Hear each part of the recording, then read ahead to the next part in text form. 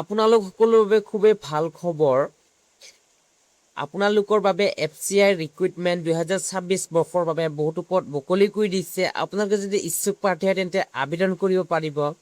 এই ভিডিঅ'টিত মই আপোনালোকক ফুড কৰ্পোৰেশ্যন অফ ইণ্ডিয়াৰ বিষয়ে কোনসকলে ইয়াত আবেদন কৰিব পাৰিব আৰু ইয়াত এজ লিমিট কিমান আৰু ইয়াত আপোনালোকৰ চিলেকশ্যন প্ৰচেছ কেনেকুৱা, আপোনালোকে মান্থলি চেলেৰি কিমান পাব আৰু ইয়াত আপোনালোকৰ এক্সাম পেটাৰ্ণ আৰু আপোনালোকৰ চিলেকশ্যন প্ৰচেছ সম্পূৰ্ণ প্ৰচেছ আপোনালোকে এই ভিডিঅ'টিৰ পৰা জানিবলৈ পাৰিব। আৰু ফুড কৰ্পোৰেশ্যন অফ ইণ্ডিয়া ফালৰ পৰা কি নটিফিকেশ্যন জাৰি কৰিছে সম্পূৰ্ণ আপোনালোকে ইনফৰমেশ্যন এই ভিডিঅ'টিৰ থ্ৰুদি জানিবলৈ পাৰিব। পোনপ্ৰথমতে আপোনালোক মই জনাই দিছোঁ যে আপোনালোকে FCI ইয়াৰ ফুল ফৰ্মটো হৈছে ফুড কৰ্পোৰেশ্যন অফ ইণ্ডিয়া। ইয়াত 2026 বৰ্ষৰ বাবে 33,566 প্লাছ ইয়াত ভেকেঞ্চি মুকলি কৰি দিছে। ইয়াত আপোনালোকে গ্ৰেড 3 গ্ৰেড 4 আৰু ইয়াত এডুকেশ্যন কোৱালিফিকেশ্যনটো যদি আপোনালোকক মই জনাবলৈ যাওঁ তেন্তে আপোনালোকে 8 পাছৰ পৰা আপোনালোকে পোষ্ট গ্ৰেজুৱেশ্যনলৈকে আপোনালোকে ইয়াত পোষ্ট দেখিবলৈ পাব। প্ৰতিটো পোষ্টৰ বাবে আপোনালোকৰ এডুকেশ্যন কোৱালিফিকেশ্যনটো বেলেগ বেলেগ হ'ব। আপোনালোকে কোনো ধৰণৰ চিন্তা নকৰিব। ইয়াত ভেৰিজ বাই পোষ্ট দিয়া আছে। এজ এডুকেশ্যন আৰু নেশ্যনেলিটি আপোনালোকে সাধাৰণভাৱে জানে যে আপোনালোকে নেশ্যনেলিটি ইণ্ডিয়ান হ'ব লাগিব, ইণ্ডিয়ান চিটিজেন হ'ব লাগিব, ঠিক আছে। আৰু অসমৰ বাবেও ইয়াত ষ্টেট ৱাইজ আপোনালোকৰ ইয়াত ডিভাইড কৰা আছে পষ্টসমূহ। আপোনালোকে কোনো ধৰণৰ চিন্তা নকৰিব। ইয়াত আপোনালোকে এতিয়া মই আপোনালোকক পোনপ্ৰথমে জনাই দিওঁ যে আপোনালোকৰ এই এক্সামটো আপোনালোকৰ কেনেদৰে অনুষ্ঠিত হ'ব আৰু কেতিয়াৰ পৰা এপ্লাই হৈ আহিছে, ঠিক আছে। তাৰ আগতে মই আপোনালোকক জনাই দিছোঁ যে সকলোৰে প্ৰিয় হয় এইটো আপোনালোকৰ এডুকেশ্যন কোৱালিফিকেশ্যন। ইয়াত কোনসকলে আবেদন কৰিব পাৰিব সেইটো মই আপোনালোকক জনাই দিছোঁ। পোনপ্ৰথমতে মই আপোনালোকক এডুকেশ্যন কোৱালিফিকেশ্যন জনাই দিছোঁ, ঠিক আছে। এডুকেশ্যন কোৱালিফিকেশ্যন আপোনালোকে পোনপ্ৰথমতে প্ৰতিটো পষ্টৰ বাবে বেলেগ বেলেগ হয়, ঠিক আছে। প্ৰতিটো পষ্টৰ বাবে বেলেগ বেলেগ এডুকেশ্যন কোৱালিফিকেশ্যন হয়। পোনপ্ৰথমতে আপোনাক মই জনাই দিছোঁ যে এডুকেশ্যন কোৱালিফিকেশ্যনটো আপোনালোকৰ ক্লাছ 8 পাছ, 10 পাছ, 12 পাছ আৰু গ্ৰেজুৱেশ্যন, পোষ্ট গ্ৰেজুৱেশ্যন, ডিপ্ল'মা। আপোনালোকৰ যদি কিবা ডিপ্ল'মা আছে তেনেহ'লে আপোনালোকে পাৰিব। ইয়াত আপোনালোকে দেখিছে 8 পাছ ষ্টেণ্ডাৰ্ড আপোনালোকে দেখিছে ৱাটছমেন পাব, ঠিক আছে। গ্ৰেড 4 যিসকল 8 পাছ 10 পাছ হয় তেওঁলোকে গ্ৰেড 4 লেভেলৰ আপোনালোকে জব পাব, ঠিক আছে। কোনো ধৰণৰ চিন্তা নকৰিবা। এইটো অফিচিয়েল নটিফিকেশ্যন হয় আৰু এইটো সম্পূৰ্ণ গভৰ্ণমেণ্টৰ হয়। আপোনালোকে জানে FCI, ঠিক আছে। পোনপ্ৰথমতে আপোনালোকৰ কেইটা ষ্টেজ থাকিব, কি আপোনালোকৰ চিলেকশ্যন প্ৰচেছ কেনেকুৱা ধৰণৰ, ঠিক আছে, সেইটো মই জনাই দিওঁ। পোনপ্ৰথমতে আপোনালোক মই নটিফিকেশ্যনটো ওপৰৰ ফালে লৈ গৈছোঁ যে পোনপ্ৰথমতে আপোনালোক দেখুৱাব বিচাৰিছোঁ যে পোনপ্ৰথমতে ইয়াত আপোনালোকে এক্সাম লেভেলটো দেখিব। ইয়াত আপোনালোকৰ নেশ্যনেল লেভেল হয়, গ্ৰেজুৱেট আণ্ডাৰ গ্ৰেজুৱেট সকলোৱে এপ্লাই কৰিব পাৰিব। আৰু ইয়াত আপোনালোকৰ অনলাইন কম্পিউটাৰ বেছ টেষ্ট হ'ব, CBT শ্বৰ্ট ফৰ্মত। আপোনালোকে কম্পিউটাৰ থ্ৰু দি এক্সাম দিব লাগিব। MCQ টাইপ হয়, ঠিক আছে, অপশ্যনেল হ'ব। Tier 1 থাকিব prelims, Tier 2 mains, skill test, interview. আৰু প্ৰতিটো পষ্টৰ বাবে তেনেকুৱা নহয়, ঠিক আছে। প্ৰতিটো পষ্টৰ বাবে বেলেগ বেলেগ হয়, ঠিক আছে। ইয়াত অফিচাৰ লেভেলকেইটাতহে আপোনালোকৰ Tier 1 Tier 2 এনেকৈ থাকিব, ঠিক আছে।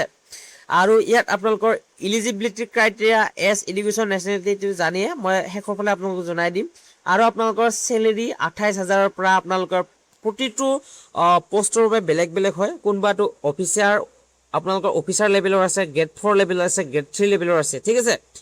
ধৰা হ'ল আপোনালোকৰ গ্ৰেড 3 লেভেলত যদি পাইছে তেনেহ'লে আপোনালোকে 40,000লৈকে পাব। 40,000ৰ পৰা ষ্টাৰ্টিং হ'ব আৰু 28,000ৰ পৰা আপোনালোকৰ গ্ৰেড 4টোত ষ্টাৰ্টিং হ'ব। অফিচাৰ লেভেলৰ সকলোৱে আপোনালোকে 79,000ৰ পৰা আপোনালোকে ষ্টাৰ্টিং হ'ব। আপোনালোকৰ 1.5 লাখলৈকে আপোনালোকে পাব, ঠিক আছে। পোনপ্ৰথমতে আপোনালোকক FCI ৰিক্ৰুইটমেণ্ট 2026 বৰ্ষৰ ইম্পৰ্টেণ্ট ডেট এণ্ড নটিফিকেশ্যনটো আপোনালোকক জনাই দিছোঁ। এই মাহতে আপোনালোকৰ ৰিলিজ হ'ব। এতিয়ালৈ ৰিলিজ হোৱা নাই, শ্বৰ্ট নটিচ ওলাইছে, ঠিক আছে। কিমানখিনি ভেকেঞ্চি দিব 2024-25 বৰ্ষৰ গোটেইখিনি ইনক্লুড কৰি পেলাই আপোনালোকক এইবাৰ দিব, ঠিক আছে। আৰু আপোনালোকৰ এডমিট কাৰ্ডটো কেনেকুৱা কি মই আপোনালোকক জনাই দিছোঁ যে এডমিট কাৰ্ডটো আপোনালোকৰ এক্সামৰ 7 দিনৰ আগত আপোনালোকৰ ৰিলিজ হ'ব, ঠিক আছে। আপোনালোকে দেখিবলৈ পাব। পোনপ্ৰথমতে আপোনালোকক মই জনাই দিছোঁ যে আপোনালোকৰ প্ৰতিটো পষ্টৰ বাবে বেলেগ বেলেগ হয়, ঠিক আছে। প্ৰতিটো পষ্টৰ বাবে আপোনালোকৰ যেনে ধৰক এছিষ্টেণ্ট গ্ৰেড 3 ভেৰিয়াছ আপোনালোকৰ কেটেগৰীৰ কাৰণে, AG 3 জেনেৰেল আপোনালোকৰ এইটোৰ কাৰণে বেলেগ। আৰু ইয়াত আপোনালোকৰ একাউণ্টেন্টছ কাৰণে বেলেগ, টেকনিকেলৰ কাৰণে বেলেগ দিয়া আছে, ঠিক আছে। আপোনালোকৰ ইয়াত বিভিন্ন ধৰণৰ ইয়াত পষ্ট দেখিব, কাৰণ ইয়াত বহুত আপোনালোকে ভেকেঞ্চি দেখিছে 33,000 প্লাছ দেখিছে। সেইবাবে ইয়াত বহুতো ধৰণৰ ইয়াত পষ্ট দেখিবলৈ পাব, যেনে ধৰণৰ ষ্টেনোগ্ৰাফাৰ, ঠিক আছে, আপোনাৰ ৱাটছমেন ইয়াতে দেখিলে, আপোনাক মই সম্পূৰ্ণ টোটেলছ আপোনালোকক মই জনাই দিম এই ভিডিঅ'টোৰ যোগেদি, ঠিক আছে। মেনেজাৰ পষ্ট পাব, আপোনালোকে এছিষ্টেণ্ট পাব, ঠিক আছে।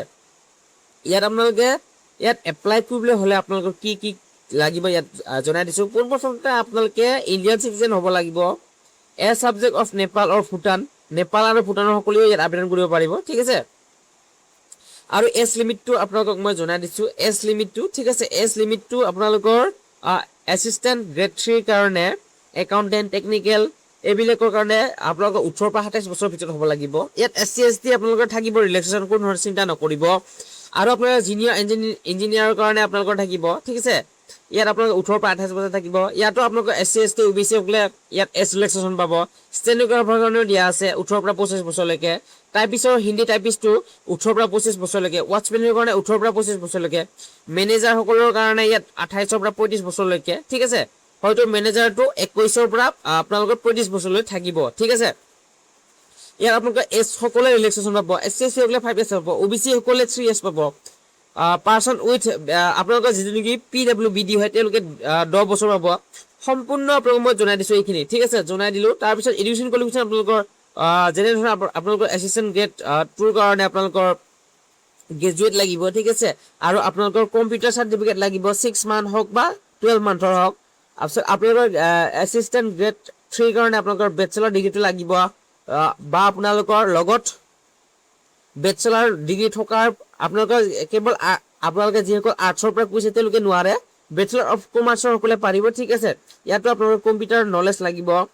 এছিষ্টেণ্ট গ্ৰেড 3 টেকনিকেল পষ্ট হয় যিহেতু আপোনালোকে এইটো নিজে চাই ল'ব। মই যিখিনি নেকি সাধাৰণ হয় তেওঁলোকৰ মই যিটো নেকি সাধাৰণভাৱে কৰিব পাৰে, কোনো ডিপ্ল'মা প্ৰয়োজন নাই, সেই পষ্টকেইটা মই আপোনাক জনাই দিছোঁ যে এছিষ্টেণ্ট গ্ৰেড 3 আপোনালোকৰ গ্ৰেজুৱেট লাগিব, কেৱল গ্ৰেজুৱেট, ইয়াত কোনো ধৰণৰ ইয়াত এক্সট্ৰা কোৱালিফিকেশ্যন বিচৰা নাই, কিন্তু আপোনালোকৰ কম্পিউটাৰটো জানিব লাগিব, ঠিক আছে। ইয়াত আপোনালোকে জিনিয়ৰ ইঞ্জিনিয়াৰ এইবিলাক আপোনালোকে নিজে চাই ল'ব, যিহেতু প্ৰত্যেকে বিচাৰে কোনো ধৰণৰ ডিপ্ল'মা নথকা পষ্ট, ঠিক আছে। ইয়াত আপোনালোকে আৰু ষ্টেনোগ্ৰাফাৰ যিসকল গ্ৰেজুৱেট হয় আৰু যিসকলে ষ্টেনোগ্ৰাফাৰ কৰ্চ কৰিছে আৰু তেওঁলোকে টাইপিং স্পীডটো পাৰ মিনিট আপোনালোকে 40 স্পীডত পাৰে, আপোনালোকৰ পাৰ মিনিট 40 আপোনালোকে ৱৰ্ড পাৰিব লাগিব, ঠিক আছে। আৰু ইয়াত হিন্দী টাইপিষ্টৰ কাৰণেও দিয়া আছে, ঠিক আছে। আপোনালোক ৱাটছমেন 8 পাছৰ পৰা আপোনালোকে ইয়াত ৱাটছমেনটোত আপোনালোকে যোগ্য হ'ব এপ্লাই কৰিবলৈ হ'লে, ঠিক আছে। ইয়াত মই আপোনালোকক প্ৰতিটো পষ্টৰ বিষয়ে জনাই দিলোঁ, ঠিক আছে। ইয়াত আপোনালোকে এই মাহতে ৰিলিজ হ'ব, আপোনালোকে এপ্লাই কৰিবলৈ পাৰিব। যেতিয়া এপ্লাই আহে তেতিয়া মই আপোনালোকক সম্পূৰ্ণ ডিটেইলছ এটা ভিডিঅ' লৈ আহিম, আপোনালোকে সেই ভিডিঅ'টো চালেই বুজি পাব। ইয়াত 3টা ষ্টেজ হ'ব, Tier 1, Tier 2 আৰু ইণ্টাৰভিউ, ঠিক আছে। যিসকলে Tier 1ত তেওঁলোকে কোৱালিফাই হ'ব, নেক্সট তেওঁলোকে Tier 2 দিব হ'ব। যিসকল Tier 2 কোৱালিফাই হ'ব তেওঁলোকে ইণ্টাৰভিউলৈ যাব, আৰু তাৰপিছত আপোনালোকৰ লাষ্ট আপোনালোকৰ ফাইনেল ডকুমেণ্ট ভেৰিফিকেশ্যন হ'ব, ঠিক আছে। তেনেকৈ আপোনালোকে পাব। Last medical, simple medical examination এটা হ'ব, আপোনালোকে কোনো ধৰণৰ চিন্তা কৰিব নালাগে। আৰু আপোনালোকৰ ইয়াত চিলেবাছ দিয়া আছে, আপোনালোকে চাই মেলি ল'ব পাৰে। যদিহে আপোনালোকে ভিডিঅ'টো ভাল পাইছে তেনেহ'লে লাইক, কমেণ্ট, শ্বেয়াৰ কৰিবলৈ একেবাৰে নাপাহৰিব। আৰু বন্ধুবৰ্গৰ সৈতে ভিডিঅ'টো শ্বেয়াৰ কৰিব, কাৰণ এইটো বহুত ডাঙৰ পষ্ট হয়, অসমৰ বাবে বহুতো পদ মুকলি কৰি দিছে, ঠিক আছে। কেৱল অসমৰ বাবে নহয়, কিন্তু 35,000ৰ ভিতৰত অসমৰো বহুতো ইয়াত ভেকেঞ্চি থাকিব। ধন্যবাদ।